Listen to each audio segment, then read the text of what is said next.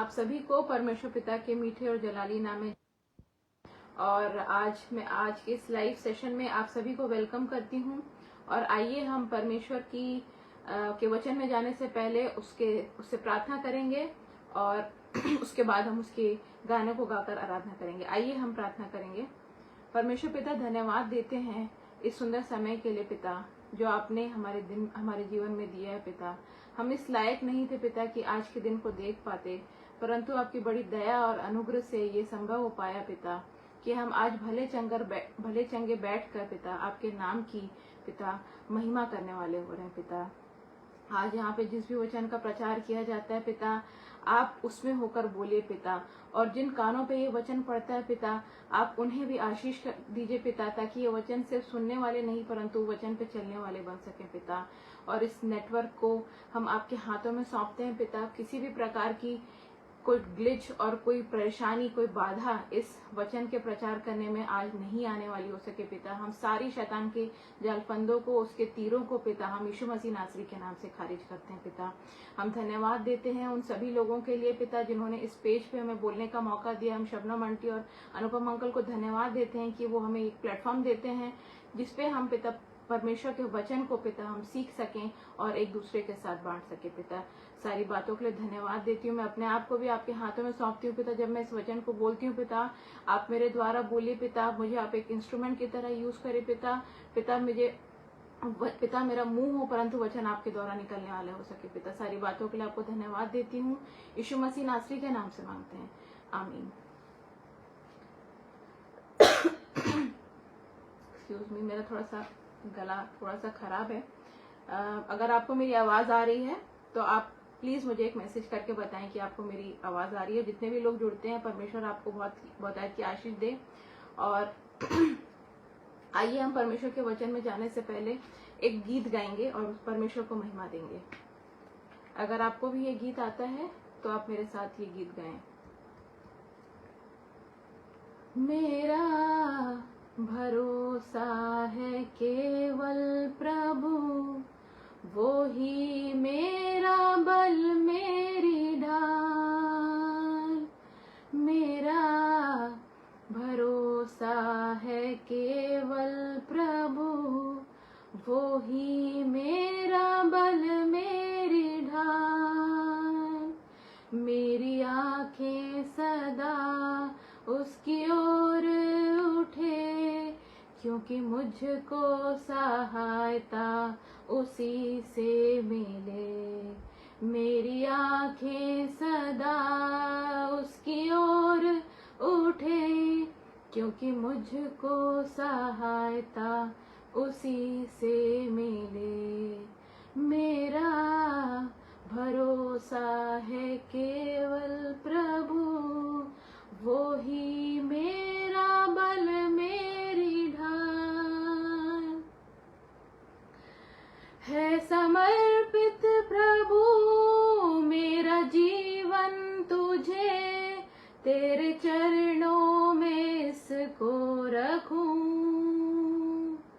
है समर्पित प्रभु मेरा जीवन तुझे, तेरे चरणों में इसको रखूं। अपनी सेवा करा, अपनी राह पर चला, अपनी आत्मा की अगुवाई दे। अपनी सेवा करा, अपनी राह पर चला, अपनी आत्मा की अगुवाई दे। मेरा भरोसा है केवल प्रभु, वो ही मेरा बल मेरी ढाल। मेरी आंखें सदा उसकी ओर उठे, क्योंकि मुझको सहायता उसी से मिले। मेरी आंखें सदा उसकी ओर उठे, क्योंकि मुझको सहायता उसी से मिले। मेरा भरोसा है केवल प्रभु,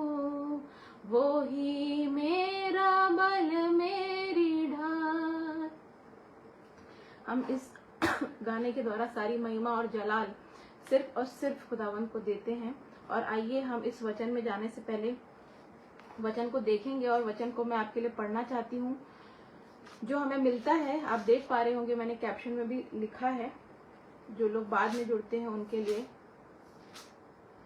हमें जो वचन आज का मनन का है वो हमें मिलता है निर्गमन 15 उसकी 22 से 27 आयत तक। The book of Exodus chapter 15 verses 22 to 27। और यहाँ पे वचन कहता है, तब मूसा इस्राएलियों को लाल समुद्र से आगे ले गया और वे शूर नाम जंगल में आए, और जंगल में जाते हुए 3 दिन तक पानी का सोता ना मिला। फिर मारा नाम एक स्थान पर पहुंचे, वहां का पानी खारा था, उसे वे ना पी सके, इस कारण इस स्थान का नाम मारा पड़ा। तब वे यह कहकर मूसा के विरुद्ध भगझक करने लगे कि हम क्या पिएं। तब मूसा ने यहोवा की दोहाई दी, और यहोवा ने उसे एक पौधा बतला दिया, जिसे जब उसने पानी में डाला तब वह पानी मीठा हो गया। वहीं यहोवा ने उनके लिए एक विधि और नियम बनाया, और वहीं उसने यह कहकर उनकी परीक्षा की कि यदि तू अपने परमेश्वर यहोवा का वचन तन मन से सुने और जो उसकी दृष्टि में ठीक है वही करे, और उसकी आज्ञाओं पर कान लगाए और उसकी सब विधियों को माने, तो जितने रोग मैंने इस मिस्रियों पर भेजा है उनमें से एक भी तुझ पर ना भेजूंगा, क्योंकि मैं तुम्हारा चंगा करने वाला यहोवा हूँ। तब वे एलीम को आए, जहाँ पानी के 12 सोते और 70 खजूर के पेड़ थे, और वहां उन्होंने जल के पास डेरे खड़े किए। परमेश्वर इस वचन के पढ़े और सुने जाने पे आशीष हम सभी को दे।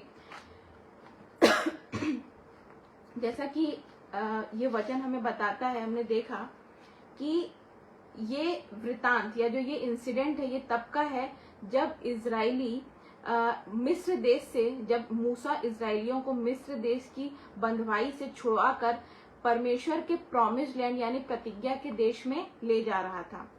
इस वचन में आगे बढ़ने से पहले मैं आपके साथ अपना एक पर्सनल स्पिरिचुअल एक्सपीरियंस शेयर करना चाहती हूँ, जो शायद इस वचन में बढ़ने से पहले आपको हेल्प कर सकता है, मुझे ऐसा लगता है। तो जब भी मैंने पुराना नियम कभी भी नहीं पढ़ा है, पूरा कभी नहीं पढ़ा मैंने पुराना नियम, और जब भी मैं पुराने नियम को पढ़ती थी तो मुझे एक तो समझ में नहीं आता था बहुत ज्यादा, और मैंने हमेशा संडे स्कूल में इसे स्टोरीज के जैसे हमने वैसे ही बिगिन किया कि हमने संडे स्कूल में स्टोरीज की तरह हमने पुराने नियम को पढ़ा है। पर ज्यादातर मैंने लोगों को जब मैं जिनको सुनती थी उन्हें ये बोलते थे कि नया नियम हमें ज्यादा पढ़ना चाहिए क्योंकि हम अनुग्रह के काल में रह रहे हैं, और जो पुराना नियम है वो लॉ का पीरियड है, तो हम उसे पढ़ेंगे तो it's a good thing, but ज्यादा एम्फेसिस देते थे। पर मैंने परमेश्वर से एक चीज ये पूछी कि परमेश्वर पिता, आपने इतना मतलब जो नंबर ऑफ बुक्स ज्यादा है वो ओल्ड टेस्टमेंट में है, तो ऐसा कुछ तो होगा कि परमेश्वर ने उसे यहाँ पे रखा है। ये सिर्फ कहानियों के तौर पे तो नहीं रखी गई है, ऑब्वियस सी बात है। और इसीलिए अगर आज आपने भी मेरी तरह अगर ये गलती की है, या अभी तक आप भी ये सोच रहे हैं कि पुराना नियम सिर्फ एक स्टोरी है, या पहले क्या हुआ था 4000 ईयर्स बैक की बात को मैं क्यों 21st सेंचुरी में पढ़ूं या सीखूं, अगर ये बात आपके भी मन में आती है तो आप ये याद रखें कि आपको भी आज का वचन बोरिंग लग सकता है, क्योंकि जब हम जिस चीज से कनेक्ट नहीं हो पाते वो चीज हमें अक्सर बोरिंग लगती है। और इसीलिए परमेश्वर ने मुझे बताया, ये चीज बताई कि किस तरीके से पुराने नियम को हमें पढ़ना चाहिए, और कैसे हर एक वचन की, हर एक स्टोरी या हर एक इंसिडेंट की हमारी आज की लाइफ में रेलेवेंस है। और आज हम वचन में आगे बढ़ते हुए देखेंगे कि किस प्रकार ये वर्स, ये पैसेज भी आज हमारी लाइफ की रेलेवेंस को परमेश्वर हमसे बताने जा रहा है, हमारे बीच में रखने जा रहा है।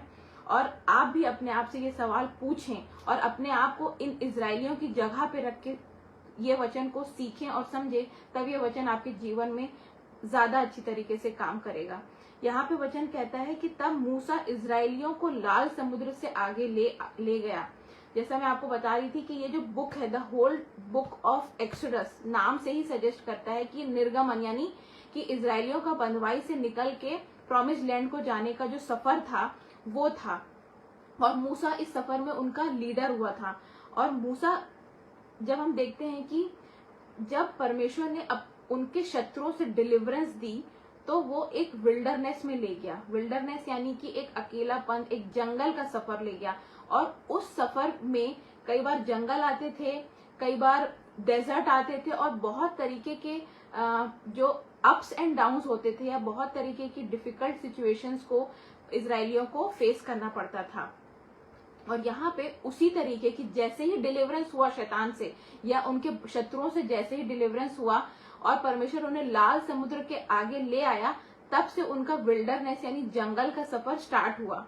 और जैसे ही वे जंगल के सफर में गए तो परमेश्वर का वचन कहता है, और वे शूर नाम जंगल में आए और जंगल में जाते हुए 3 दिन तक पानी का सोता ना मिला। मतलब पहला जो चैलेंज उन्होंने फेस किया दैट वाज थर्स्ट, या प्यास, उन्हें प्यास लगी और वो दिन रात उन्हें चलना था। और आप सोचिए, अगर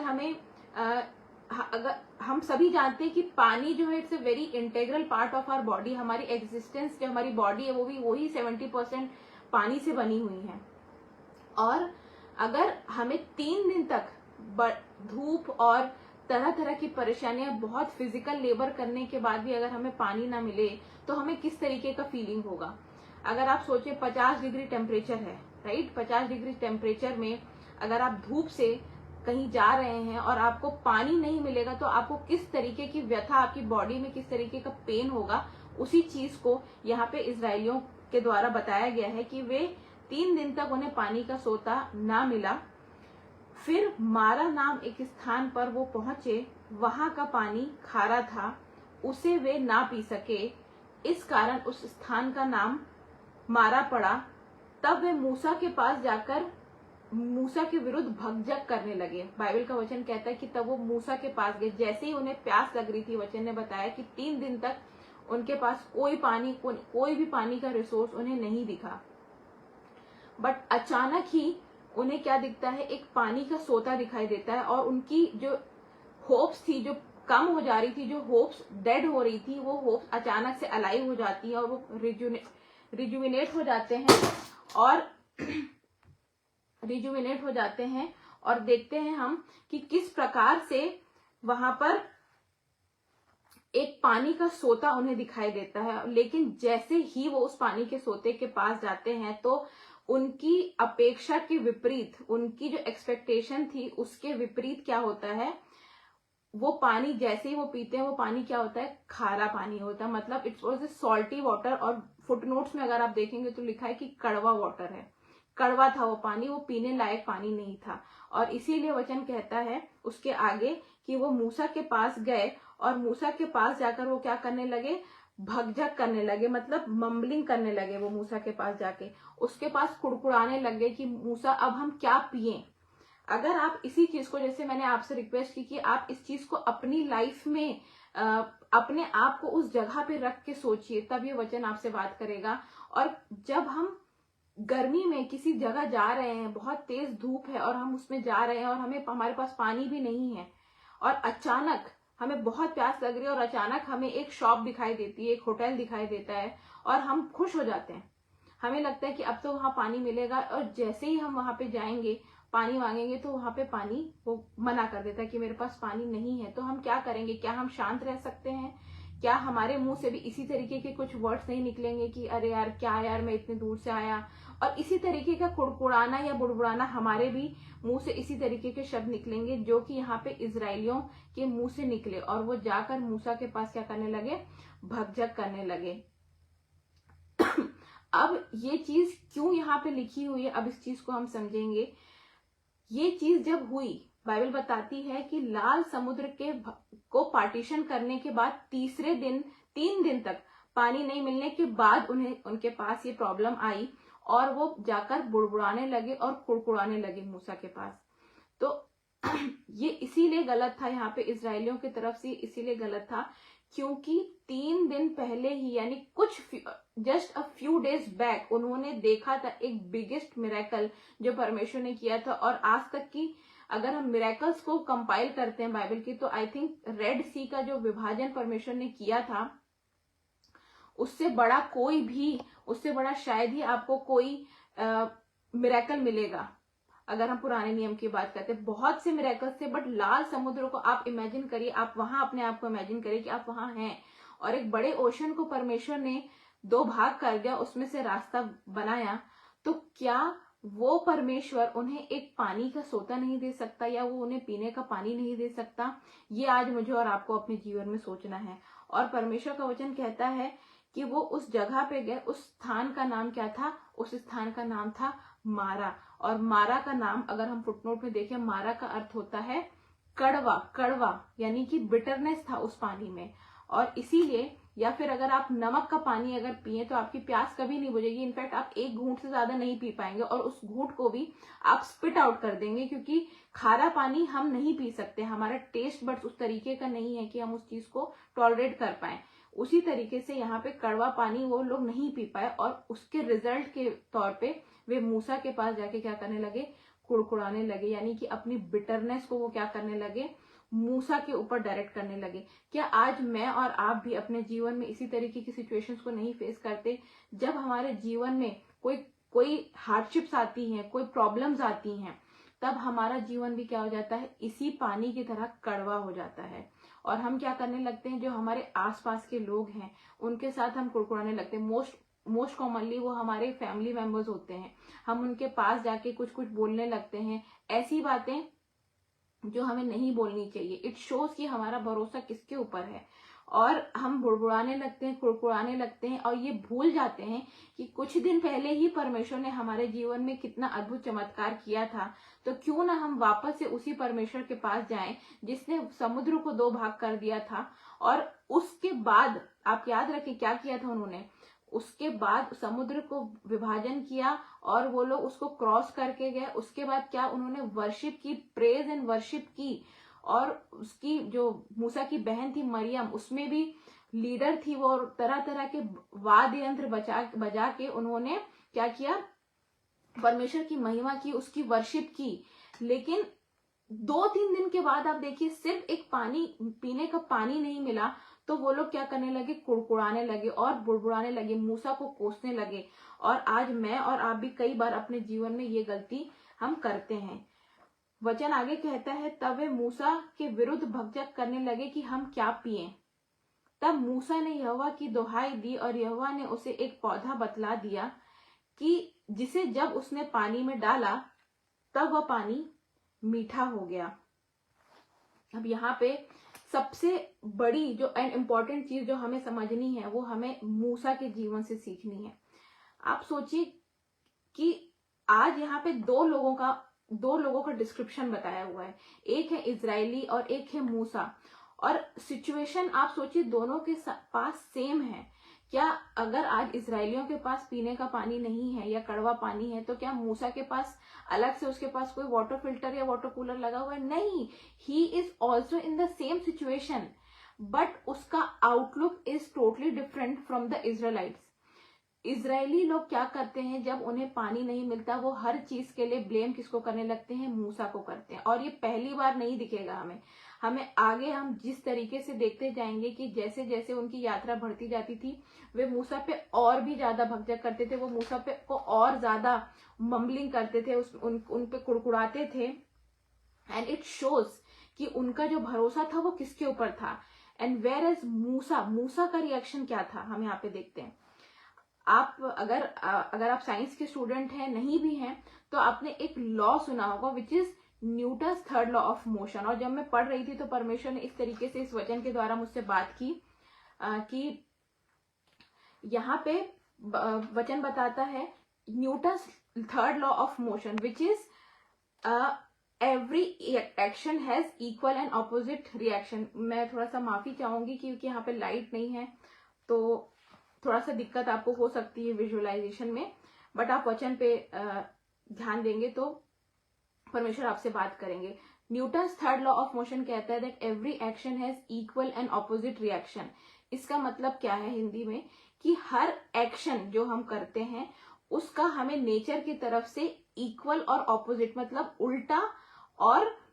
उल्टा हमें क्या मिलती है? प्रतिक्रिया मिलती है। और सेम मैग्नीट्यूड में, अगर हम इसको इस वचन में पढ़ेंगे, प्रेज गॉड, देखिए लाइट आ चुकी है, हम परमेश्वर को सारी महिमा देते हैं। और यहाँ पे देखते हैं हम कि जितना एक्शन जो इजरायली है वो जितना एक्शन करते थे, उनका एक्शंस क्या रहता था, इजरायली के एक्शंस क्या रहते थे, वो सिर्फ कुड़कुड़ाते थे, बुड़बुड़ाते थे और भगझक करते थे। यही 3 वर्ड्स बाइबल में बार बार यूज किया गया है कि इजरायली इसी तरीके से बात करते थे, कुड़कुड़ाना, बुड़बुड़ाना। और वो जितना ज्यादा कुड़कुड़ाते और बुड़बुड़ाते थे उतना ही इक्वल और ऑपोजिट यानी उल्टी प्रतिक्रिया हमें मूसा की तरफ से मिलती थी। और वो क्या थी, वो उतना ही ज्यादा परमेश्वर के पास जाके क्या करता था, प्रार्थना करता था। बाइबल कहती है उसने परमेश्वर के पास जाके उसकी दोहाई दी। आज मुझे और आपको अपने जीवन में ये क्वेश्चन पूछना है कि क्या आज हम भी अपनी प्रैक्टिकल लाइफ में यही गलती तो नहीं करते हैं कि जब हमारे अराउंड सिचुएशन जो होती है बिटर हो जाती है, यानी अगर आप हो सकता है आज अपने मारा में हो सकता है कि आज आपकी लाइफ में ऐसी डिसअपॉइंटमेंट्स हो जिसका कोई वे आउट नहीं दिख रहा है, कोई आपको उत्तर नहीं दिख रहा है, बट फिर भी आपका क्या उसमें एक्शन आपका कैसा होता है परमेश्वर के लिए वो मायने रखता है। और यहाँ पे इजरायली लोगों का एक्शन क्या था, वो बुड़बुड़ाते थे, कुड़कुड़ाते थे, even after seeing the biggest miracle of God which was done only a few days back. और ह्यूमंस की मेमोरी इतनी शॉर्ट लिव्ड होती है कि जो अच्छी चीजें होती हैं, जो ब्लेसिंग हमारी होती है, वो हम भूल जाते हैं। In a matter of seconds, in a matter of days हम भूल जाते हैं। लेकिन अगर हमारे सामने कोई विपत्ति आ जाती है तो हम तुरंत, हमारा बिल्कुल बिहेवियर चेंज हो जाता है, हम कुड़कुड़ाने लगते हैं। वेयर एज सेम सिचुएशन, सारे सर्कमस्टेंसेस मूसा के लिए सेम थे, पर उसका क्या रिएक्शन था, वो कभी भी वापस जाके इजरायलियों को उसने नहीं बोला कि पानी नहीं है तो मैं क्या करूं, या तुम मेरे साथ क्यों आए, तुम्हें नहीं आना था। नहीं, उसने इस तरीके की कोई भी बात इजरायलियों को नहीं बोली और चुपचाप बिना कुछ रिप्लाई किए वो डायरेक्ट कहाँ गया, परमेश्वर के पास गया, परमेश्वर से प्रार्थना की, परमेश्वर की दोहाई दी। इंग्लिश में लिखा है he cried out to the Lord. और अगले ही वर्ष में क्या लिखा हुआ है, तब वे यह कहकर, उसके बाद लिखा है कि जैसे ही मूसा ने परमेश्वर से प्रार्थना की तो परमेश्वर ने क्या किया, और यहोवा ने उसे एक पौधा बतला दिया जिसे जब उसने पानी में डाला तब वो पानी क्या हो गया, वो पानी मीठा हो गया। आप देखिए कि जैसे ही हम प्रार्थना करते हैं परमेश्वर के पास, इजरायली लोगों ने कुड़कुड़ाया, उन्हें कोई उत्तर नहीं मिला, लेकिन जैसे ही मूसा ने प्रार्थना की तुरंत उसे परमेश्वर ने उत्तर दिया और उसे एक सोल्यूशन बताया। और वो सोल्यूशन क्या था कि एक पौधा बतला दिया। पौधा बतला दिया मतलब अगर आप यहाँ पे थोड़ा सा अगर हम हिंदी का ट्रांसलेशन यूज करते हैं तो हमें थोड़ा सा दिक्कत हो सकती है, क्योंकि यहाँ पे जो हिंदी में पौधा लिखा हुआ है वही चीज इंग्लिश में आप जब पढ़ेंगे तो वो चीज आपको ज्यादा अच्छे से समझ में आएगी। इंग्लिश में लिखा है then God showed Moses a piece of wood. उसमें लिखा है एक लकड़ी का टुकड़ा बता दिया, when Musa throwed into the water became fit to drink, ऐसा लिखा हुआ है इंग्लिश में। और यहाँ पे उसी लकड़ी के टुकड़े को पौधा लिखा हुआ है। क्यों इंग्लिश का ट्रांसलेशन की बात होती है और कई बार ट्रांसलेशन थोड़ा इंपॉर्टेंट रोल प्ले करते हैं, इसीलिए हमें बहुत ध्यान से ट्रांसलेशंस को भी, अगर आप बाइबल को बहुत अच्छे से समझना चाहते हैं, बिल्कुल वर्ड टू वर्ड जो उसका रेवलेशन है, तो हमें ट्रांसलेशन पे थोड़ा सा ध्यान देने की जरूरत है। सो इंग्लिश में लिखा है, जैसे ही मैंने आपको बता रही हूँ ये, तो आपके दिमाग में कोई चीज अगर आ रही है तो आप उसे शेयर कर सकते हैं, आप चाहें तो कमेंट बॉक्स में। परमेश्वर ने क्या किया, उसे एक लकड़ी का टुकड़ा बता दिया, और उस लकड़ी के टुकड़े को जैसे ही मूसा ने पानी में डाला तो पानी क्या हो गया, मीठा हो गया। लिखा है कि उसे एक पौधा बतला दिया जिसे जब उसने पानी में डाला तब वो पानी मीठा हो गया। The water became fit to drink, the water became drinkable. क्यों ऐसा हुआ, क्या था उस पेड़ में? जब मैं इसलिए बोल रही हूँ कि ट्रांसलेशन क्यों इंपॉर्टेंट है, because in English it is written that it is the piece of would.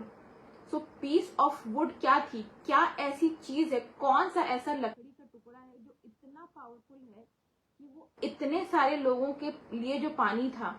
आप सोचिए, अगर प्रैक्टिकली सोचिए, मतलब हमारी जो भौतिक नॉलेज है, हमारी जो प्रेजेंट प्रैक्टिकल नॉलेज है, उसके हिसाब से अगर हम सोचें तो ये एक सोता है, सोता मतलब it was a spring of water, और बहुत सारा वाटर होगा, और उसमें सिर्फ एक छोटा सा टुकड़ा, लकड़ी का टुकड़ा मिलाने से क्या, आप सोचिए जो हमारी भौतिक नॉलेज है, हमारी जो फिजिक्स की नॉलेज है या प्रैक्टिकल नॉलेज है, उसके हिसाब से इतने बड़े पोर्शन में अगर हम क्या एक टाइनी सा लकड़ी का टुकड़ा डालेंगे तो क्या वो सारे, मतलब it was around 20 lakh Israelite थे, जो 20 लाख लोगों को मूसा लेकर आया था, क्या इतने लोगों के लिए इतने छोटा सा वुड का टुकड़ा मीठा कर सकता है क्या? It seems practically it seems impossible, but हम जानते हैं जो मनुष्य से नहीं हो सकता वो किससे हो सकता है, वो हमारे परमेश्वर से हो सकता है। Praise God. और देखिए ये लकड़ी का टुकड़ा क्या है, एक गाना मुझे याद आता है, लकड़ी पे लटकाना देने को जिंदगी, और यही वो लकड़ी का टुकड़ा है, यानी कि वो क्रूस, वो कलवरी का क्रूस, जिसपे परमेश्वर यीशु मसीह ने हम सब के लिए, हम सबकी लाइफ की बिटरनेस को स्वीटनेस में कन्वर्ट करने के लिए अपने आप को सेक्रीफाइस किया। और यहाँ पे वो पीस ऑफ वुड या वो पौधा हिंदी के ट्रांसलेशन में वो यीशु मसीह को रिप्रेजेंट करता है। It signifies Jesus Christ and it shows कि इतने सारे लोगों के लिए भी सिर्फ एक व्यक्ति काफी है, क्योंकि वो व्यक्ति नहीं है, he is the God son, the God. और इसीलिए यहाँ पे वो लकड़ी का टुकड़ा, जब यीशु मसीह, मतलब इससे हमें हमारे जीवन के लिए क्या सीख है, हमें कैसे अपने लाइफ में इस चीज को एब्जॉर्व करना है या सीखना है, हमारी स्पिरिचुअल लाइफ में कैसे ये हमें आगे बढ़ाएगा। परमेश्वर का वचन कहता है कि अगर आज आप और मैं, अगर आज हम अपने मारा में हैं, अगर आज हम अपने मारा में हैं और हमारे लाइफ में हो सकता है कि हम बहुत कड़वाहट को फील कर रहे हैं, कड़वाहट आज हमारे जीवन में है, हम ऐसे एक्सपीरियंसेस को देख रहे हैं जिससे हमें कोई वे आउट नहीं। हो सकता है कि आज आप अपने घर की स्थिति से परेशान हैं, हो सकता है कि आज आप अपने बच्चों से परेशान हैं, उनके चाल चलन से परेशान हैं, हो सकता है कि आज आपके माँ बाप से आप परेशान हैं क्योंकि आपके माँ बाप आपकी बात नहीं सुनते, हो सकता है कि आज आप अपने पूरी फैमिली में अकेले मसीही हैं, जो नए नए मसीहा हैं, परमेश्वर को जिसने ग्रहण किया है, लेकिन आपके बाकी के अन्य जाति जो फैमिली मेंबर्स हैं वो आपके एक्सपीरियंसेस को बिटर बना रहे हैं, अपोज कर रहे हैं, आपको अपोजिट रिएक्शंस दिए जा रहे हैं लगातार, और इसकी वजह से आप बिटरनेस में हैं। हो सकता है कि आज आप अपनी लाइफ में अपने रिलेशनशिप्स में फेलियर को देख रहे हैं और आपके एक्सपीरियंस इससे बिटर हो गए हैं। आपके वर्क प्लेस पे आपके वर्क प्लेस पे, एक सेकेंड, क्या आप, मेरी वॉइस ठीक है? आप मुझे एक बार बताएं कि अब क्या मेरी वॉइस ठीक आ रही है? परमेश्वर का वचन कहता है कि अगर आज आप अपने बिटरनेस में हैं, अगर आज आप अपने मारा में हैं, अपनी कड़वाहट में हैं, तो परमेश्वर का वचन कहता है कि अगर आप उसमें यीशु मसीह को, क्योंकि मेरे और आप में इतनी कुव्वत नहीं है कि हम अपनी लाइफ की कड़वाहट को हम अपने हिसाब से उसे निकाल पाए, हमें इतनी सामर्थ्य नहीं है, क्योंकि परमेश्वर कहता है परमेश्वर का वचन कहता है कि हम हमारी मनुष्य की इतनी कैपेबिलिटी नहीं है कि हम अपनी लाइफ की चीजों को अपने आप उस चीज को हम हटा सकें, हम अपनी लाइफ की कड़वाहट को हम खुद से हटा सकें। देखिए यहाँ पे शायद थोड़ा सा साउंड कम आ रहा है, आई डोंट नो क्या प्रॉब्लम हुई है, बट मैं अपनी पूरी माइट में बोल रही हूँ, तो प्लीज थोड़ा सा बेयर करें। और शायद शैतान बाधा डालने की कोशिश कर रहा है, बट एनीवेज, तो यहाँ पे परमेश्वर का वचन कहता है कि यीशु मसीह को जब हम अपने जीवन में लाते हैं, मतलब हम अपने मारा में अगर हम यीशु मसीह को हम इंक्लूड करते हैं, तो उसके अंदर वो कैपेसिटी है कि हमें हमारी लाइफ की कड़वाहट को वो क्या कर सकता है, वो मिठास में, मतलब वो ड्रिंकेबल बना सकता है, मतलब वो जीने के लायक बना सकता है, क्योंकि इतने सारे लोगों में यीशु मसीह ही सिर्फ ऐसा है जिसने पूरी ह्यूमन काइंड के लिए, यहाँ पे यही बात दिखाती। इजराइलाइट्स क्या है? इजराइलाइट्स आज मैं और आप हैं, हम जैसे हर एक व्यक्ति आज वो इजरायली है जो उस विल्डरनेस से जा रहा है जिसमें परमेश्वर आपको अनेक प्रकार की बाधाओं और परेशानियों के थ्रू लेके जाएंगे, सिर्फ इसीलिए ताकि वे आपका वचन ताकि वे आपका विश्वास को परख सकें। और यहाँ पे वचन यही कहता है, यहाँ पे हमें सीधे हमारा ध्यान जाना चाहिए कि ऐसा क्या था उस छोटी सी लकड़ी के टुकड़े में जिसने आज उस कड़वे पानी को पीने के लायक बना दिया। और वचन कहता है कि वो यीशु मसीह था, क्योंकि जब हम यीशु मसीह क्या है, हमारे वो सहायक हैं, ही इज आवर हेल्पर। और इसी कारण हम देखते हैं कि जब हम परमेश्वर को, यीशु मसीह को अपने लाइफ में हम जब इंक्लूड करते हैं तो हमारी कड़वाहट किस में बदल जाती है, वो कड़वाहट बदल जाती है और जो एक्सपीरियंसेस होते हैं वो हम बेयर कर सकते हैं, हम जी सकते हैं। इसके आगे वचन कहता है, मारा से रिलेटेड मैं एक और आपको चीज बताना चाहती हूँ। मारा जब हम शब्द सुनते हैं तो हमारा ध्यान कहाँ जाना चाहिए? आप सोचिए, आप याद करिए कि मारा शब्द आपने कहाँ सुना है। और जब रूथ की सास नाओमी, जब वो लोग, रूथ की सास नाओमी जो होती है, जब वो क्या करती है, रूथ की सास नाओमी जब उसने अपनी सारी चीजों को वो खो चुके होते हैं, ठीक है, उसके बाद जब वो उसका हस्बैंड खत्म हो जाता है नाओमी का, उसके दोनों बेटे जो हैं वो क्या हो जाते हैं, मर जाते हैं। उसकी the whole male members of the family क्या हो जाते हैं, वो नाश हो जाते हैं, वो खत्म हो जाते हैं। और जब उसके पास कुछ नहीं रहता, वो अपनी दोनों बहुओं को भी बोलती है कि तुम चले जाओ यहाँ से, तुम भी चले जाओ यहाँ से और अपनी अपनी लाइफ सेट कर लो, अपनी अपनी लाइफ बना लो अपने लिए। लेकिन एक उनकी बहू टिक जाती है, उनके साथ रहती है, वो होती है रूथ होती है। और जब रूथ और नाओमी वापस जाते हैं अपने देश में, परमेश्वर का वचन कहता है जब वो अपने देश में वापस जाते हैं, आप रूथ उसका पहला या दूसरा चैप्टर में अगर आप ये पढ़ेंगे तो आपको वहां पे मिलेगा कि जब नाओमी अपने देश वापस जाती है और लोग उसे देख के बोलते हैं कि अरे ये तो नाओमी है, तो वो क्या कहती है लोगों को, वो कहती है कि मुझे नाओमी मत बुलाओ, मुझे मारा बुलाओ। मतलब मारा का मतलब क्या, कड़वाहट। क्यों वो ऐसा कहती है, मुझे मारा बुलाओ, मुझे नाओमी मत बुलाओ? क्योंकि परमेश्वर ने मुझे बहुत क्या दिया है, तकलीफ दी है, मुझे परमेश्वर ने बहुत यातनाएं दी हैं और इसीलिए अब मेरी जीवन क्या हो गया है, कड़वाहट से भर गया है मेरा जीवन कड़वा हो चुका है। और इसीलिए वो अपना नाम बदल के क्या रख लेती है, मारा रख लेती है। और एग्जैक्टली वही मारा का डिस्क्रिप्शन यहाँ पे है कि जब मारा यानी कि हमारी लाइफ के एक्सपीरियंसेस हमें मारा जैसा एक्सपीरियंस देते हैं, कड़वाहट एक्सपीरियंस देते हैं, तो हम क्या करना चाहिए, हमें यीशु मसीह को, उस लकड़ी के टुकड़े को यानी उस क्रूस को हमें अपनाने की जरूरत है, हमें अपने लाइफ में इनवाइट करने की जरूरत है, ताकि हमारे वो कड़वे एक्सपीरियंसेस जो हैं वो किस में बदल जाएं, वो मिठास में बदल जाएं, या वो हमारा जो लाइफ एक्सपीरियंसेस है उनको हम जी पाएं, उनको हम सह पाएं। और एक चीज हम यहाँ पे और देखेंगे कि क्यों यहाँ पे उसने ऐसा कहा कि परमेश्वर ने मुझे यातनाएं दी। एक चीज हम यहाँ पे सीखेंगे कि कई बार ऐसा होता है कि जो हमारी लाइफ की कड़वाहट होती है वो हमारे लिए एक परीक्षा होती है, हमारे टेस्ट होता है, हमारे लिए टेस्ट है परमेश्वर की ओर से। ये हम आगे जाके देखेंगे। अगला वर्ष कहता है, और वो पानी मीठा हो गया। वहीं यहोवा ने उनके लिए एक विधि और नियम बनाया, और वहीं उसने यह कहकर उनकी परीक्षा की कि यदि तू अपने परमेश्वर यहोवा की वचन तन मन से सुने। अब यहाँ पे लिखा कि यह कहकर परमेश्वर ने उनकी परीक्षा की। यहाँ पे लिखा हुआ है, परमेश्वर साफ कह रहा है कि ये परीक्षा जो थी ये परमेश्वर की ओर से थी। और क्यों थी ये परीक्षा? परमेश्वर कहता है,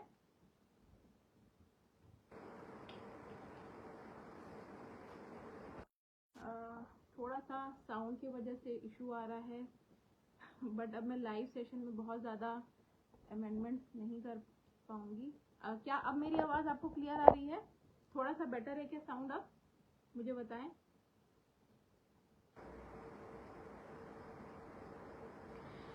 परमेश्वर का वचन यहाँ पे कहता है कि अगर परमेश्वर हमारी परीक्षा लेता है, अगर हम ये सोचते हैं कि परमेश्वर परीक्षा नहीं लेता, तो हमें एक चीज को यहाँ पे समझने की जरूरत है कि परमेश्वर कब हमारी परीक्षा लेता है।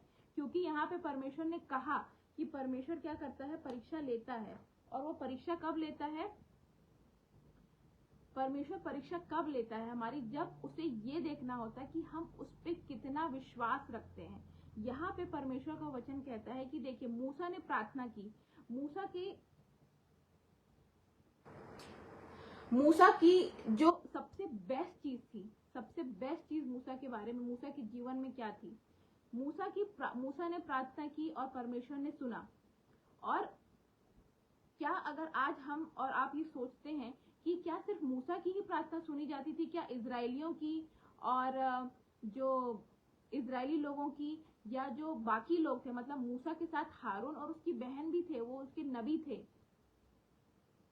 और इसीलिए वो कहता है कि यहाँ पे हम देख लेंगे वो चीज को, मेरे साथ निकालेंगे। न्यायों, मैं आपके लिए पढ़ देती हूँ। न्यायों, मैं आपको ये बता रही हूँ कि क्यों मूसा के बारे में सबसे इंपॉर्टेंट और सबसे अच्छी बात मूसा के बारे में क्या थी। ऐसी क्या बात थी कि परमेश्वर उसकी प्रार्थना तो सुन लेता था? पहली बात तो इजरायली लोग प्रार्थना करते नहीं थे, तो अगर हम आज ये कंप्लेन करते हैं कि उसकी प्रार्थना तो परमेश्वर ने सुन ली और मेरी नहीं सुनी, तो हमें ये देखने की जरूरत है कि हमारे जीवन में बदलने की कोई स्कोप है क्या नहीं, क्या हमें कोई अमेंडमेंट्स हमारे जीवन में करने हैं या नहीं। क्योंकि यहाँ पे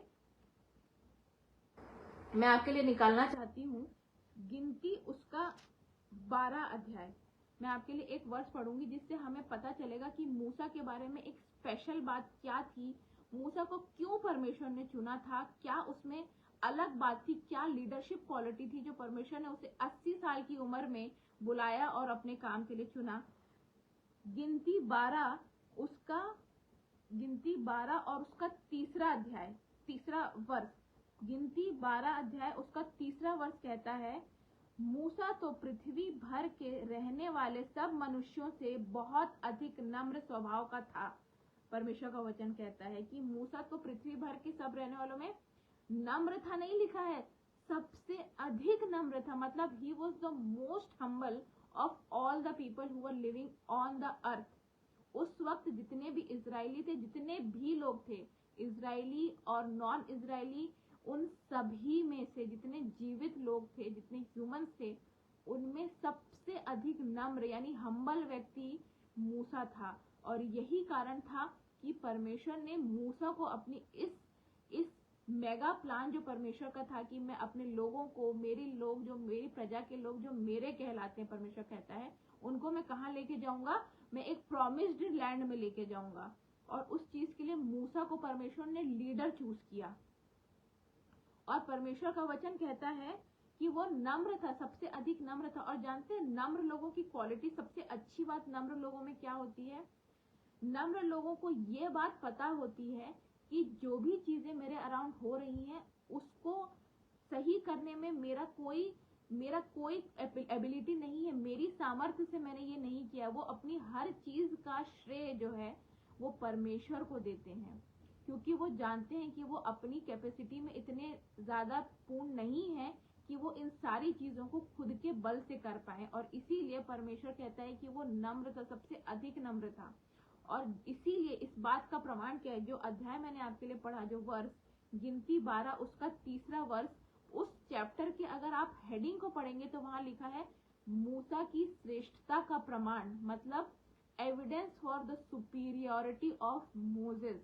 आप देखिए ये परमेश्वर कितनी बातें, और उस बात का प्रमाण कौन दे रहा? परमेश्वर खुद दे रहा है कि जब लोग मूसा से चिढ़ने लगते हैं, उससे जेलसी रखने लगते हैं, तो परमेश्वर बताता है कि मैं क्यों उसे चूज करता हूँ, क्यों मैंने उसको चुना है। जिसके पास जाके तुम कुड़कुड़ाते हो, तुम बुड़बुड़ाते हो, उसको चुनने का कारण क्या है कि वो मेरी नजर में सबसे श्रेष्ठ व्यक्ति है और वो नम्र है।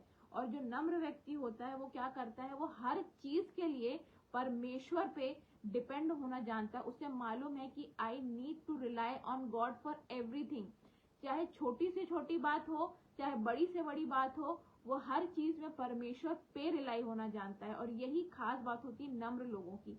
और जो इजरायली थे वो क्या करते थे, हर बात में कुड़कुड़ाते थे, हर बात में बुड़बुड़ाते थे। क्यों? क्योंकि वो हर चीज को अपनी कैपेसिटी में करना चाहते थे। वो सोचते थे मैं तो ये कर लूंगा, हम कर लेंगे, लेकिन वो भूल जाते थे कि वो उनके बस का नहीं है। और इसीलिए वो तुरंत जाके किसी व्यक्ति को ढूंढते थे कि हम उसे ब्लेम कर पाए। और वो व्यक्ति हमेशा, जो सॉफ्ट टारगेट बोलते हैं ना, वो हमेशा उन्हें मूसा में मिलता था और हमेशा वो मूसा पे कुड़कुड़ाने लगते थे। लेकिन not for once did Moses did the same. उसने कभी उन पे कुड़कुड़ाया नहीं, कभी बुड़वाया नहीं। इनफैक्ट उसने उन सारी बातों को सुना और डायरेक्ट परमेश्वर पे गया जिसपे उसका विश्वास था। और ये बात मूसा की परमेश्वर को पसंद थी, इसीलिए उसे उसका चुनाव किया था। और वचन कहता है कि वहीं यहोवा ने उनके लिए एक विधि बनाई और उसकी परीक्षा की। परीक्षा कब हमारी परीक्षा होती है, ये आप ध्यान रखें कि अगर आज आप अपने विल्डरनेस में हैं, यानी अपने बिटरनेस में हैं, आपके जीवन में कड़वाहट है, कोई रिश्ते खराब हैं, कोई फैमिली मैटर्स हैं, कोई फाइनेंशियल इश्यूज है, कुछ भी हो सकती कड़वाहट, कोई हेल्थ इश्यूज हैं, कड़वाहट किसी भी तरीके की हो सकती है। लेकिन क्या आज आप उस कड़वाहट से खुद फाइट करने की कोशिश कर रहे हैं, या आप सारी चीजों को लेकर परमेश्वर को दे रहे हैं, ताकि परमेश्वर आपको, अगर आप परमेश्वर को सरेंडर करेंगे तो परमेश्वर आपको वो सोल्यूशन बताएगा जो कि है यीशु मसीह, यानी कि उसका एक लौता पुत्र। और यही हमारी परीक्षा है। अगर आप एक नए विश्वासी हैं, कोई नया विश्वासी अगर है और वो अपने बाकी के फैमिली मेंबर से जो अभी मसीह में नहीं आया है, अगर आप ऐसा कुछ ऑपोजिशन या विरोध फेस कर रहे हैं, ऐसी कड़वाहट फेस कर रहे हैं, तो वचन आपको बताता है, परमेश्वर कह रहा है कि मैंने ये कहकर उनकी परीक्षा ली। और परमेश्वर कब परीक्षा लेता है? देखिए, शैतान और परमेश्वर का परीक्षा लेना, दोनों चीजों में फर्क होता है और ये चीजें हमें समझनी है। अगर कोई व्यक्ति विश्वास में आया है तो क्या परमेश्वर उसे अपनी रिस्पॉन्सिबिलिटी देने से पहले क्या उसे परखेगा नहीं? हम जब कोई इंटरव्यू में जाते हैं, हम किसी जॉब के लिए अप्लाई करते हैं, या हम किसी स्कूल में एडमिशन लेने जाते हैं, या हम किसी कॉलेज में एडमिशन लेने जाते हैं, तो हमें एलिजिबिलिटी टेस्ट देना होता है, या हमारा इंटरव्यू होता है, या रिटन टेस्ट होता है। ये क्या चीजें हैं? ये सारी चीजें एक टेस्ट हैं जो ये प्रमाणित करेंगी, ये प्रूफ करेंगी कि हम उस जॉब के लिए सुटेबल हैं या नहीं, हम उस सीट के लिए सुटेबल हैं या नहीं, उसके लायक हैं, उसके डिजर्विंग हैं या नहीं। इसी प्रकार से परमेश्वर जब हमारी परीक्षा लेता है तो वो सिर्फ और सिर्फ हमारे विश्वास को परखने के लिए लेता है। परमेश्वर की परीक्षा इसलिए नहीं होती कि वो हमें नाश करे या हमारे डिस्ट्रॉय का या कुछ डिस्ट्रक्शन का कारण हो। आप याद करिए, अय्यूब के जीवन को याद करिए। अय्यूब का जो जीवन था उसमें उसने, परमेश्वर ने उसे शैतान के हाथ में सौंपा था कि तुझे जो परीक्षा लेनी है ले ले, पर उसकी जान को हाथ मत लगाना, या उसकी जान का कुछ खतरा मत करना। आप देखिए, ये कितनी प्रिविलेज की बात है कि परमेश्वर आप पे इतना भरोसा रखता है कि वो आपको शैतान के हाथ में दे रहा है कि तेरे को जो परीक्षा लेनी है तू ले ले। मुझे मालूम है कि ये मेरा सच्चा दास है, ये कभी भी मेरे वचन से हटेगा नहीं, मेरे वचनों से वो हटेगा नहीं। और वही चीज अय्यूब ने पूरी करके दिखाई। उसके आसपास के लोग तब क्या करते थे? उसके पूरा वो जीवन, पूरा वृतांत जो अय्यूब का पढ़ते हैं, वो अपने मारा में था, अपनी कड़वाहट में था वो और उसकी पत्नी, उसके बच्चे चले गए, उसकी पत्नी ने उसे कोसा और उसके दोस्तों ने भी उसका सपोर्ट नहीं किया। उसके आसपास सब तरफ से उसे क्या मिलती थी? उसे कड़वाहट मिलती थी। कोई उसको सपोर्ट करने के लिए नहीं था, सब उसे ही ब्लेम करते थे। लेकिन उसने अपना विश्वास किस पे रखा? परमेश्वर पे रखा। और इसीलिए आप देखते हैं कि उसे परमेश्वर ने सब चीज रेस्टोर करके दी। और यहाँ पे भी परमेश्वर हमें यही सिखाना चाहता है कि अगर आज मैं और आप, हम किसी ऐसी सिचुएशन में अगर हैं, अपने आप को पाते हैं कि हमें लग रहा है कि ये सिचुएशन नहीं बदलेगी और हम निरंतर प्रार्थना कर रहे हैं, लेकिन हमें फिर भी कोई चेंजेस नहीं दिख रहे हैं, हमें अपने जीवन में कोई सुधार नहीं दिख रहा है, हमें अपनी फैमिली में कोई सुधार नहीं दिख रहा है, हमें अपने फाइनेंसेस में कोई चेंजेस नहीं दिख रहे हैं, हमें हमारे वर्क प्लेस पे चीजें बदलती हुई नजर नहीं आ रही हैं, अगर और आप प्रार्थना कर रहे हैं, तो मैं आपसे ये कहना चाहती हूँ, परमेश्वर आपको बताता है कि आपकी प्रार्थना परमेश्वर ने सुन ली है। यहाँ पे मूसा ने जैसे ही परमेश्वर की दुहाई दी, परमेश्वर ने उसके तुरंत उसे सॉल्यूशन बताया। आप याद करिए, दानियल को याद करिए। मैं आपको ये बताना चाह रही हूँ कि कैसे परमेश्वर की परीक्षा और शैतान की परीक्षा में कितना फर्क होता है। शैतान की जब परीक्षा होती, जब आपकी परीक्षा लेता है ना, तो वो आपको गिराने के लिए, उसका पर्पस इंपॉर्टेंट होता है दोनों चीजों का। परमेश्वर का पर्पस होता है आपके विश्वास को रॉक सॉलिड करना, बिल्कुल चोखे सोने की तरह बनाना, ताकि आपको किसी भी परेशानी, कोई भी विपत्ति, कोई भी परसिक्यूशन आपके ऊपर आ जाए, आप उस विश्वास से हटो नहीं, कोई भी चीज आपके विश्वास को हिला ना पाए। लेकिन जब शैतान परीक्षा करता है ना, तो वो आपको गिराने के लिए करता है ताकि आप पाप में गिर जाओ, और वो वचन के द्वारा ही करेगा। यीशु मसीह का आप एग्जाम्पल याद करिए, जब उसने परीक्षा ली तो क्या किया, अगर तू पुत्र है तो अपने आप को गिरा दे और तुझे स्वर्गदूत उठा ले जाएंगे। अगर तू ये सारी चीजें मैं तुझे दे दूंगा, वर्ल्डली प्लेजर्स को मैं तुझे दे दूंगा अगर तू मुझे दंडवत करे। आप इमेजिन करिए, वो वचन को लेके ही आपको तोड़ेगा, आपकी परीक्षा लेगा, लेकिन उसका पर्पस होता है आपको डिस्ट्रॉय कर देना, आपकी लाइफ को डिस्ट्रॉय कर देना। क्योंकि जो परमेश्वर को चाहिए वही शैतान को चाहिए, और परमेश्वर को ही कॉपी करता है शैतान। और परमेश्वर जब हमारी परीक्षा लेते हैं, जैसे यहाँ पे इजराइलियों के साथ जो परमेश्वर ने किया, ये उनकी परीक्षा थी। ये उनके लिए, उनको डिस्ट्रॉय करने के लिए नहीं थी, पर ये सिखाने के लिए थी कि उनके वेलफेयर के लिए थी कि तुम्हें अगर किसी चीज की नीड है तो कुड़कुड़ाओ नहीं, डोंट ग्रम्बल, डोंट मरमर, मेरे पास आओ, मैं तुम्हें सोल्यूशन दूंगा। एक बार प्रार्थना तो करके देखो। लेकिन आपको कहीं भी नहीं दिखेगा कि इजरायली लोगों ने एक बार भी परमेश्वर से प्रार्थना की होगा, नहीं दिखेगा आपको, क्योंकि वो उनका काम सिर्फ कुड़कुड़ाना था। और जब परमेश्वर ने परीक्षा ली तो क्या हुआ, वो बिल्कुल चोखा सोना। परमेश्वर कहता है ना कि मैं तुम्हें आग से बपतिस्मा दूंगा। आग से बपतिस्मा दूंगा मतलब वो आपको परखेगा, आपके अंदर जो भी विश्वास है वो कितना स्ट्रांग है। जब तक वो ये चेक नहीं करेगा तब तक वो कैसे आपको अपनी मिनिस्ट्री के लिए, अपने राज्य के लिए यूज करेगा। कहीं ऐसा तो नहीं कि आप डगमगा जाओ।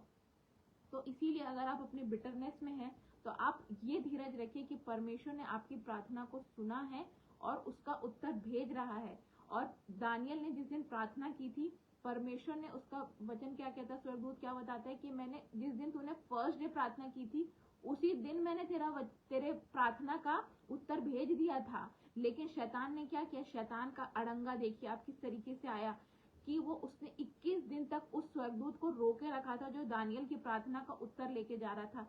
तब दानियल ने क्या किया, तब क्या दानियल ने कुड़कुड़ाया या बुड़बुड़ाया? नहीं, उस प्रार्थना करता रहा। वचन कहता वो निरंतर प्रार्थना करता रहा, उपवास करता रहा, और तब जाके वो स्वर्गदूत ने उससे फाइट की, उस शैतान से फाइट की, और वो प्रार्थना का उत्तर लेके 21 दिन में पहुंचा। ये 21 दिन दानियल का क्या रवैया था, वो प्रार्थना में लगा हुआ था, वो निरंतर प्रार्थना कर रहा था। उसका वचन डगमगाया, उसका विश्वास वचन में से, परमेश्वर में से डगमगाया नहीं। और आज मैं और आप क्या करते हैं, हम एक दिन प्रार्थना करते हैं और हम कुड़कुड़ाने लगते हैं, अरे परमेश्वर तो प्रार्थना नहीं सुन रहा, अरे कुछ तो नहीं हो रहा, अरे कुछ तो नहीं बदल रहा। हम इस तरीके की बातें बोलते हैं। परमेश्वर कहता है कि तुम एक ही मुंह से 2 मास्टर्स को सर्व नहीं कर सकते, या तो तुम विश्वास कर लो या तो तुम अविश्वास की बातें कर लो। और जब हम अविश्वास की बातें करते हैं कि अब तो कुछ नहीं हो रहा, तो परमेश्वर हमें क्या कहता है जानते हैं? परमेश्वर हमें, जो अविश्वासी से भी खराब वर्ड है वो हमें परमेश्वर बोलता है, और वो है अल्पविश्वासी। O you people of less faith, परमेश्वर कहता है।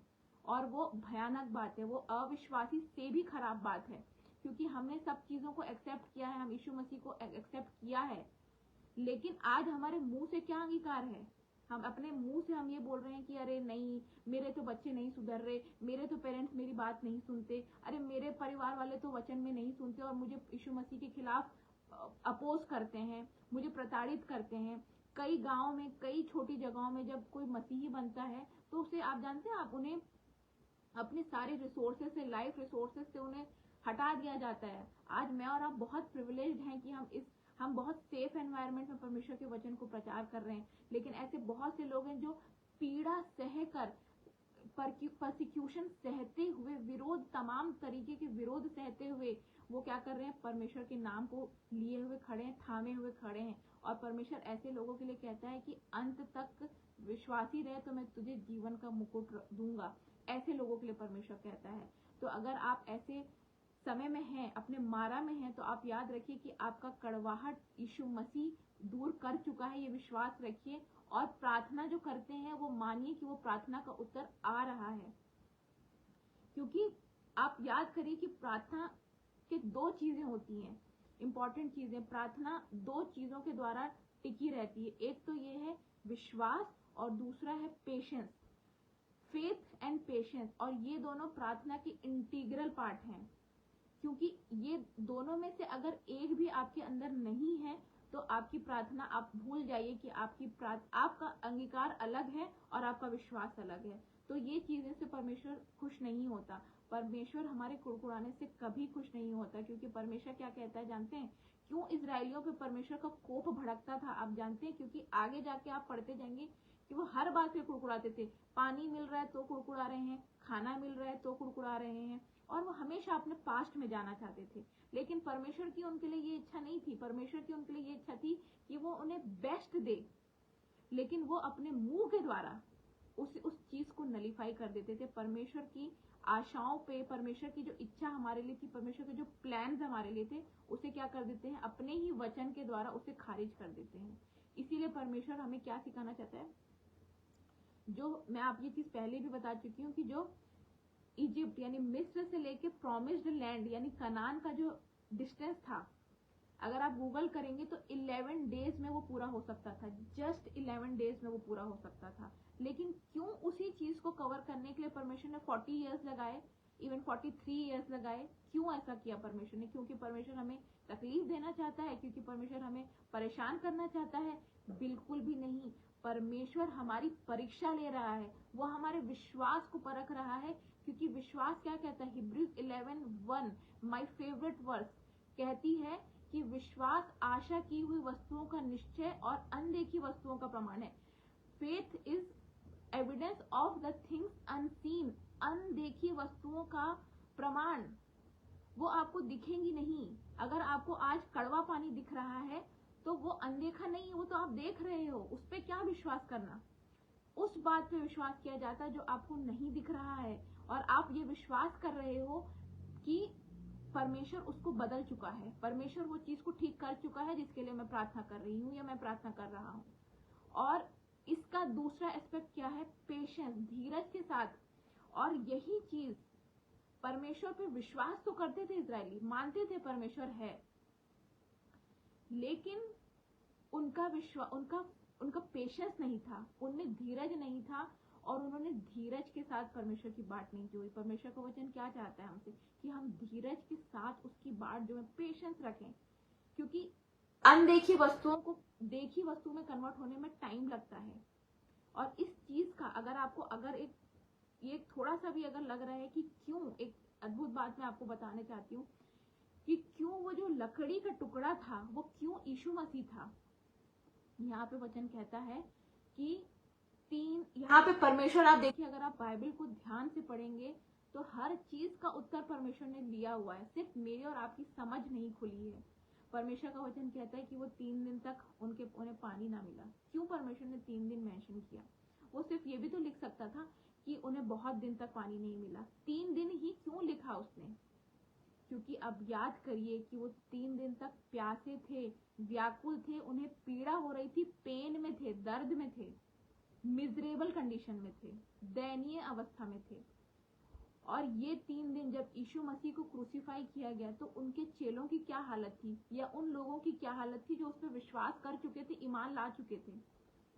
एक बड़ा तबका तो बहुत खुश था कि हमने यीशु मसीह को मार दिया, लेकिन बहुत से लोग जो विश्वासी थे वो 3 दिन तक, जब यीशु मसीह उन्हें ना दिखे, ना फिजिकली फॉर्म में थे, ना स्पिरिट फॉर्म में थे, उन 3 दिन तक चेलों पे क्या बीती?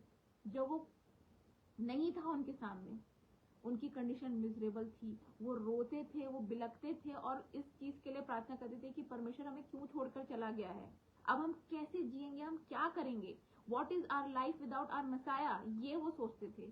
और आप याद करिए, जैसे ही तीसरे दिन जब वो रिसरेक्शन का डे आता है तो क्या होता है? रिसरेक्शन का डे जैसे ही आता है तो क्या कहता है परमेश्वर?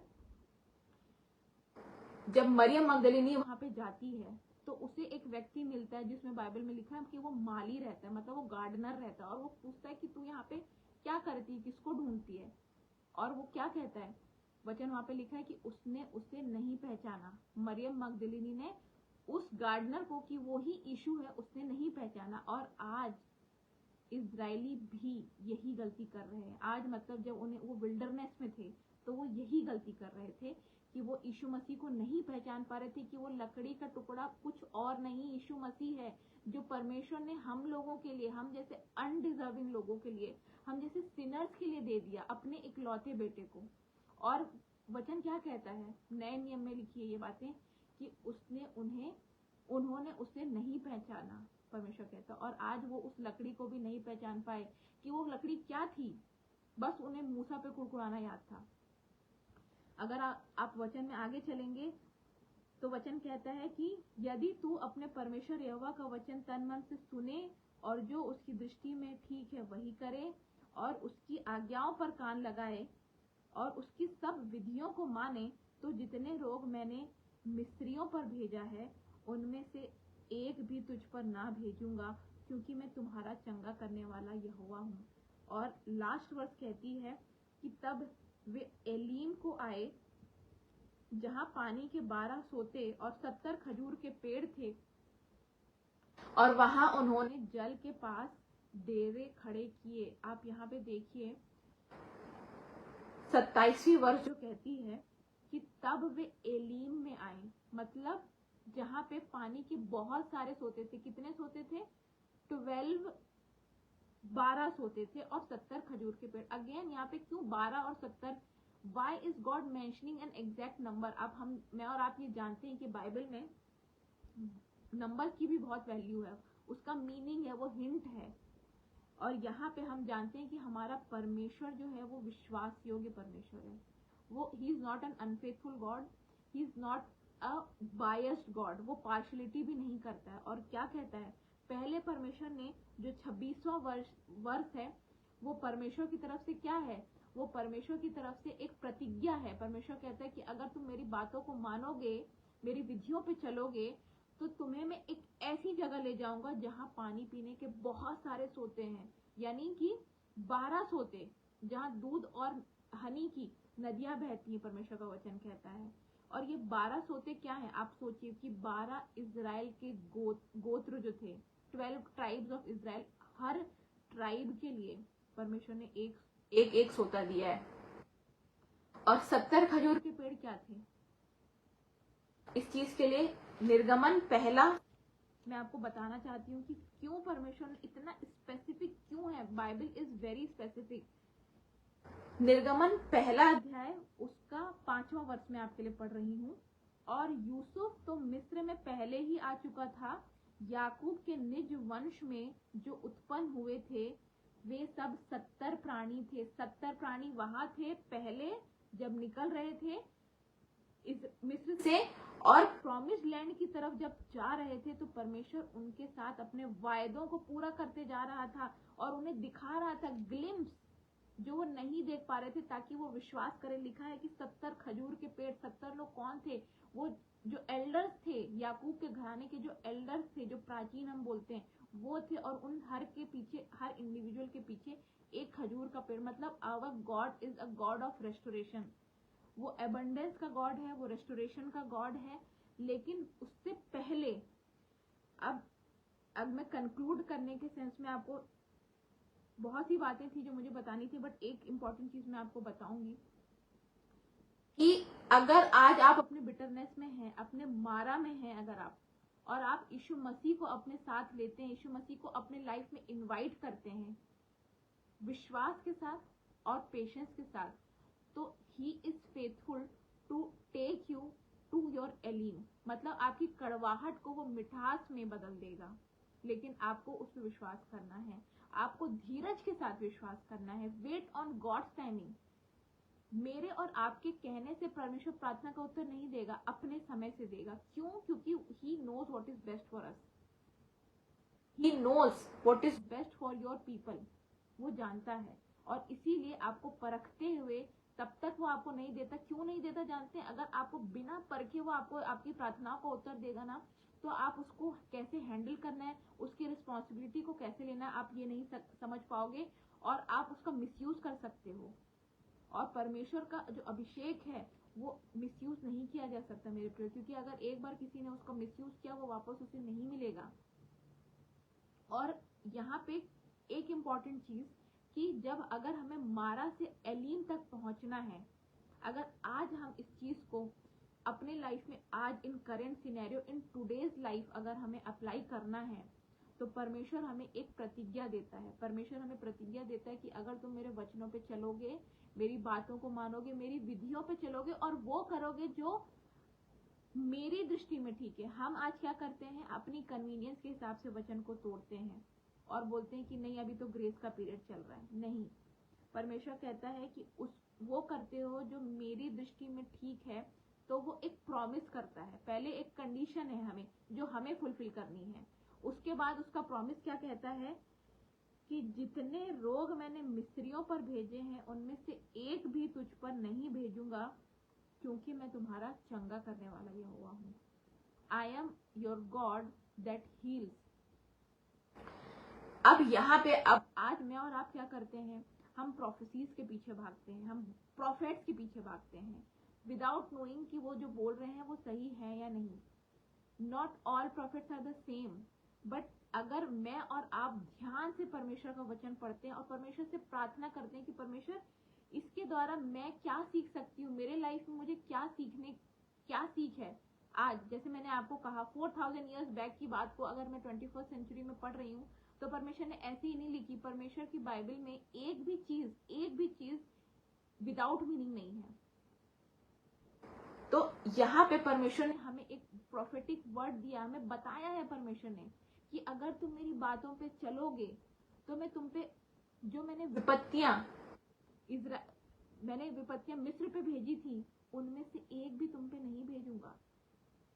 आपको समझ में आना चाहिए कि मैं क्या बताना चाह रही हूँ आपको। उसमें से एक अभी कुछ दिनों पहले, कुछ सालों पहले आके चली गई है, मरी। एक 10 विपत्तियों में से एक मरी भी भेजी थी परमेश्वर ने वहां पे मिस्र में। और उससे क्या हो गया था, पूरे जानवर जितने कैटल्स थे, सारे कैटल जो थे वो मर गए थे, उनके सारे भेड़ बकरी जितने भी एनिमल्स थे सब मर गए थे, वो मरी थी। और जो कोविड अभी आया था that was just a trailer. जो वेव्स में आया था, आप सोचिए सिर्फ एक दो महीने की वेव्स थी जो 2-3 साल तक रही, और उस 2-3 महीने में ही हम लोगों की लाइफ अपसाइड डाउन हो गई, बदल गई हम लोगों की लाइफ। और हम पूरे वर्ल्ड का हाल क्या हो गया, हम नहीं सह पाए उस चीज को। और ये सिर्फ परमेश्वर की तरफ से ट्रेलर था। और परमेश्वर का वचन क्या कहता है कि मैं तब नहीं भेजूंगा तुम पे विपत्तियां या रोग जब तुम मेरी बात मानोगे। और आज हम देख सकते हैं अपने अराउंड कि हम क्या कर रहे हैं अपनी लाइफ में। What are people doing in their lives, they are not doing anything to glorify but exactly the opposite.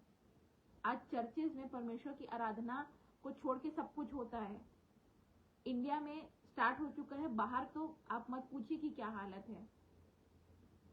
और इसीलिए परमेश्वर हमसे कहता है, और इस चीज को अगर आप कनेक्ट करना चाहते हैं तो प्रकाशित वाक्य के लेक्चर्स हम सब सुनते हैं, प्रकाशित वाक्य के वचनों को हम सब पढ़ते हैं, उसके बाइबल स्टडीज को भी अटेंड कर चुके हैं। उसमें क्या लिखा है, परमेश्वर का वचन कहता है कि तुरियां फूकी जाएंगी, कटोरा उंडला जाएगा, तो उसमें क्या होगा, उससे विपत्तियां आएंगी। 7 years ऑफ ट्रिबुलेशन टाइम जो चलेगा उसमें क्या होगा, पानी खून बन जाएगा। परमेश्वर कहता है 1/3 of the whole water resources of the world वो क्या हो जाएंगे, खून बन जाएगा। जैसा कि मिस्र में हुआ था, पूरा पानी हो गया था, उसमें पूरा 100% पानी हो गया था, जहां पानी था वहां पूरा खून आ रहा था। And that was not fit to drink. और यहाँ पे परमेश्वर हमें प्रकाशित वाक्य में बताता है कि वो सिर्फ 1/3 को खून बना देगा तो क्या होगा, मरी भेजेगा। वहां पे भी लोकस्ट आए थे, यहाँ पे भी लोकस्ट आएंगे, प्रकाशित वाक्य में लिखा है। तरह तरह की चीजें होंगी। वहां पे भी मिस्र में भी ओले गिरे थे, आग हेल स्टॉर्म्स हुआ था, बट उस ओले में आग भी थी, और वो डायरेक्ट इंसानों के ऊपर गिरी थी और इंसान मर जाते थे जो भी बाहर रहता था आउटसाइड ग्राउंड में। और यही चीज परमेश्वर प्रकाशित वाक्य में भी बता चुका है कि वो करेगा। तो क्यों लिखा है परमेश्वर ने, कैसे पुराना नियम could just be a story, it is never a story, it is a visual picturisation जो परमेश्वर करने वाला है आगे। और परमेश्वर ने हमसे प्रतिज्ञा की, परमेश्वर प्रतिज्ञा करता है, परमेश्वर कभी हमारे डिस्ट्रक्शन की चीजें नहीं करता। परमेश्वर ने हमें बताया है कि तुम मुझे फॉलो करोगे, मेरे हिसाब से चलोगे, तो मैं तुम्हें प्रॉमिस्ड लैंड में ले जाऊंगा। यानी कि क्या, रैप्चर के टाइम पे मैं तुम्हें अपने साथ ले जाऊंगा, which is our promised land. लेकिन अगर आज मैं और आप कुड़कुड़ाते हैं जस्ट लाइक द इजराइलिट्स, अगर हम बुड़बुड़ाते हैं, परमेश्वर को कोसते हैं, which is the worst thing that we can do, कि हम परमेश्वर को कोसते हैं कि परमेश्वर तू कब हमारी प्रार्थना सुनेगा। Don't tell God what to do, जिसने हमें और आपको, मुझे और आपको बनाया है, उसे हम ना बताएं कि उसे क्या करना है।